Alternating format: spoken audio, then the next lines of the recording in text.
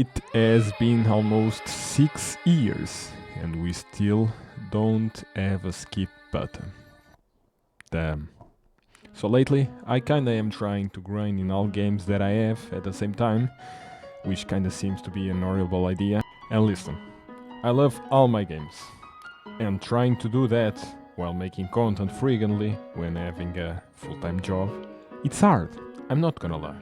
But it's not something bad at all, I believe, since, I'm playing games after all, something that I like. However, I come to realize something meanwhile this time, and it's the topic that I will be abording this video.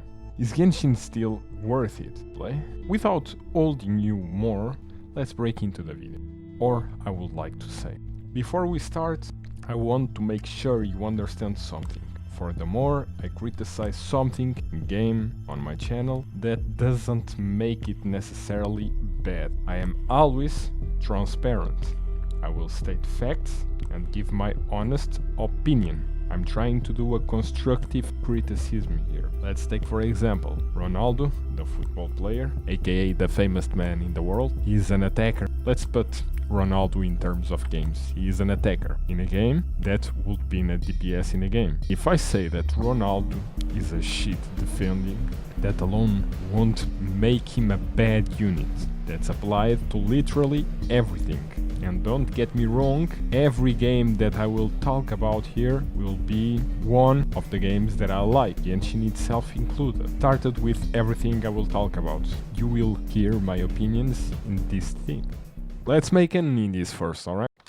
I will be talk about the story, characters, game balance, wielding, power craft, exploration, in-game rewards, gacha system, and last but not less important, developers' love for the game. These might seem irrelevant, but later you will understand why this is so important. Starting with the story. Genshin has an amazing story. I'm not gonna lie. Our travel got separated from his closest one. Then he kinda starts a journey to find his sibling. Whatever, you know all the lore, right? And I must tell you, the lore of the game essentially is really fucking... You become fascinated with this world, besides Netherlands of course, and everything seems very unique at some point. You know, we have the character stories, we have the main lore about all the things of Archons, these nations, the lore about Abyss. Everything, pretty much everything is really cool in the lore. That's a very positive point. However, there is a little mistake that they have made. The way that story is told to us seems kinda like fucking horrible. Don't you agree with me?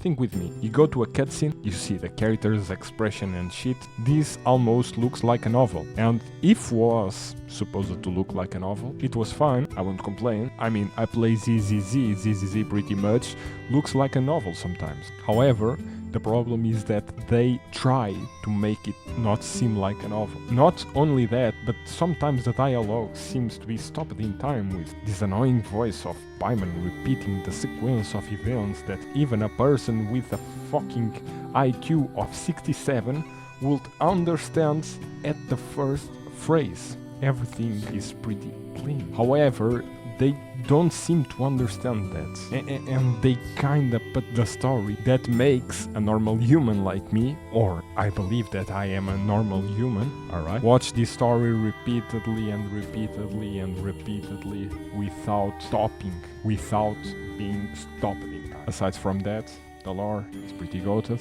We can't lie, the lore is really fucking cool. Let's go to the next topic, characters. When we talk about characters, there are two things that comes into your mind. That is character design and character lore. Character designs, almost every single character looks really fun, besides the lollies of course. My opinion though, alright? Now about the lore. Yeah, every single character has an amazing... No, what the fuck is Netherlands? Find me a place in the world where tragedy and happiness hold hands. Tell me their names! You can say whatever you want. That can't even crosses your mind. Netherlands characters' design are very well made, but Yeah, bro, where the fuck you see a world where a nation is fucking falling apart, people dying and everything, and people go like, ho ho, rock and roll, let's have some music, let's dance, yay. No, that doesn't fucking make sense. I believe that it were kinda like when Netland released all these characters and shit, where people start to get a immersion break. That's why so many people left Genshin. I'm being honest. Besides Natlan characters, every lore, yeah, we might have one or other that are kinda ass, but in general, the lore is pretty cool. Alright, next topic, gacha system. For the most, you wanna criticize the gacha system. Being honest with you, it's not that bad. First of all, it's a gacha. It makes sense. We have being, you know, the not the most reward mechanics in the game ever that happens to us. Let's add to this topic in-game reward because it's really important to this topic. Well, I mean, in-game rewards, bro. Everything you do on this game, it gives you primo gems. Alright, the currency you need to get the characters in the game. You open chest, boom, primos. You complete quest, boom, primos. You go and you do some random achievement, boom, primos. Everything you do on this game, you get primos. So if you actually play decently the game frequently, I mean, and you complete all the daily missions, you go, you know, through the events, you complete all the normal missions, you go and you know, almost clean your entire map chest. If you do almost everything you have to do in the game, you actually receive a decent amount of primos. I still do need to remember you. You only spend money in this game if you want, and you can't complain about a gacha game giving you free rewards. So if you actually play the game, you will get enough primos to pull almost every single character that you want, unless you are like me. But that's another story. That's my personal experience. So if you consider that every pull you have like a 0.6% chance of getting a 5-star, then that chance included that is a 50-50, and you can get your character, cannot, maybe. It's basically a 0.3% chance of getting the character that you want. However, that's not bad. In almost every single, 180 pulls that you do, you will probably get a 5-star character, even if you didn't have pity or whatever is that. Besides, don't forget that at 74 pity, you will start to have an increased chance of getting a 5-star. In terms of the gacha system, this game is actually not bad. Yeah, some modern gacha might, let you collect a little more primos than Genshin, for sure. I mean, Genshin doesn't have a skip button, right? And besides the fact that these other games like ZZZ, WoWa, even Honkai Star Rail sometimes, and besides the fact that Genshin doesn't give you as much rewards as the most recent gacha games like WoWa or Zenless Zone Zero. I mean, yeah, you can get like 100 pulls in WoWa and Zenless Zone Zero per patch. In Genshin you can get like 70 or 60 to 80, so definitely. But not talking about in-game rewards, Genshin is actually fine, being honest. It's not that bad. So that's it, a pretty much positive point. Or it was what I like to say, if we didn't have to go to the next topic, that is game balance. Oh boy, you guys wouldn't believe how many times I thought about quitting this game because of this. My entire life, alright, forgive you a little bit of context. My entire life I was a competitive player. What does that mean? The first game I ever touched was CS 1.6. I've gone through other competitive games like Arena of Valor, League of Legends, PUBG, Cyberhunt or CSGO, Valorant, CS2, and others. Why am I saying this? You might don't believe, but competitive games without balance are fucking horrible. And I would say that I have a deep understanding of what game balance is. So let me tell you about Genshin game balance. It's fucking hard, being honest with you, alright? Let me give you an example of game balance. First of all, it makes sense that on-field DPS do more damage than a off-field damage dealer. Why is that? Off-field DPS can be stacked. Meanwhile, on-field DPS requires you to have the character in the field to do damage. So it makes sense. Another thing that makes sense is that 80 points bursts are stronger than 40 points. This is because it requires more effort to have them charged to use them. In this theme, Genshin sucks. The characters got overcrapped as fuck, and we say, and when I say overcrapped, I mean, how the fuck is a C0 character stronger than a C2? Especially when this one right here is a lore accurate rail gun. And don't even try to lie. Raiden Shogun is for sure not the only case in here. I mean, almost every single character in this game got power crap. Oh, Shinen. But how will they sell the characters if they are not stronger than the previous units? Bro, are you fucking kidding me? That cannot even be considered stronger anymore. You can't look at a Colt 19.8 pocket pistol and look at the minigun and say, oh, this one is stronger. Yeah?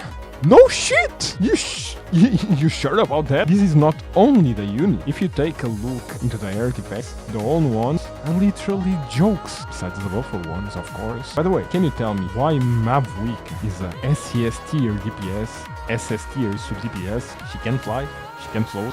You don't need energy to activate the ultimate. She's the second best element in the game. She have a claymore to broke shields. She's a Benny? She even have literally jiggle physics in the ass. Yeah, a Genshin character have jiggle physics in the ass. Tell me, how the fuck is that balanced? You can go to any single one of these games. If they are more unbalanced than Genshin Buddy, I swear to you, in Christmas, before my 100k subs, I will be delivering presents shirtless with my brother as a chauffeur driving a bike in a deer outfit while I laugh in the back like a diabolic Santa. Anyway, let's speedrun the last 3 topics in here. Exploration. Oh, my stamina bar runs out. Let me get my Vuika. Ah, way better now. Oh, I can't reach this region, so I will need to do an NPC quest with no skip button and no voice line. Oh, I forgot to say that the NPCs will go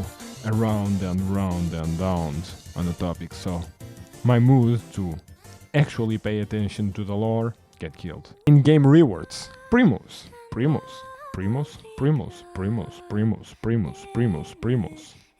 Actually decent. Developers love for the game. No, I'm sorry. No. I'm sorry. The developers seem to don't like the game at all.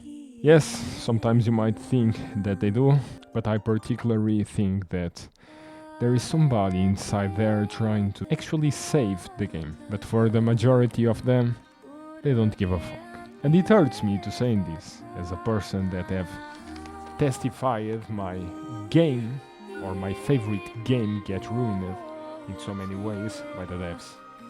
And by the way, I assure you that they have way more money than MiHoYo to fix it, and they just don't want. Well, on of this, I want to say something. If you truly are happy by playing Genshin, or whatever game that you are playing, you should keep playing it. At the end of the day, games are meant to give us some fun. And I am happy for you. I am actually happy for you, even if that don't truly apply for me anymore. So it seems that I decided something. One of the reasons I keep playing this game is the story and characters. Nefer is coming, and I will be pulling for her.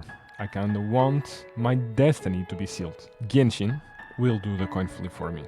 If my curse finally get broken and I finally win 150-50 after 2 entire years, yep, I will keep playing the game. I will, 90%, 100%, every region exploration. I will do all the missions, everything. If not, well, then I will probably keep the game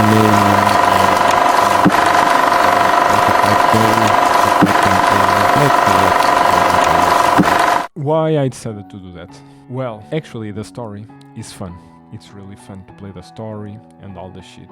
But I don't feel like is that thing like before, because we have all of these games that I can enjoy way more the story and have a fun time. Yeah, that doesn't make me unallowed to touch Genshin anymore, but it's something that I decided to, get a little bit of more time for me. I'm talking like a person that believe that will not play this game anymore, but it's for a reason, alright?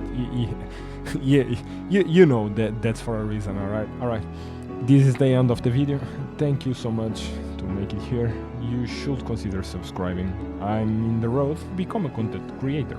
I will upload my full video for never, no matter the result. That's it. See you next time. お前はもう